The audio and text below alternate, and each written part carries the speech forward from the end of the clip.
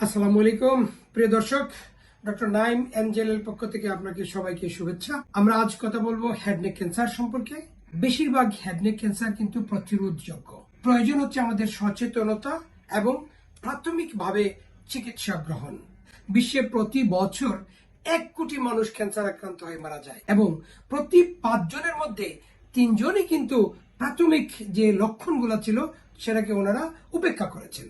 একটু সতর্ক হলে, একটু সচেতন হলেই কিন্তু এই ক্যান্সার প্রতিরোধ করা সম্ভব ছিল। যে প্রতি 100 জন ক্যান্সার আক্রান্ত পুরুষের মধ্যে 33 জন এবং 100 জন ক্যান্সার আক্রান্ত মহিলার মধ্যে 12 থেকে 13 জন হেডনেক ক্যান্সারে আক্রান্ত।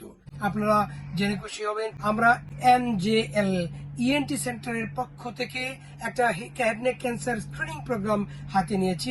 আমরা 50 জন রোগীকে free of cost cancer screening করব। আপনার পরীক্ষা নিরীক্ষা করে ক্যামেরা দিয়ে আমরা মুখের ভিতর এবং গলার ভিতর পরীক্ষা করব, যেটাকে FOL বা ফাইবার অপটিক ল্যারিঙ্গোস্কোপি করি, এবং প্রয়োজনে আমরা বায়োপসি নেব।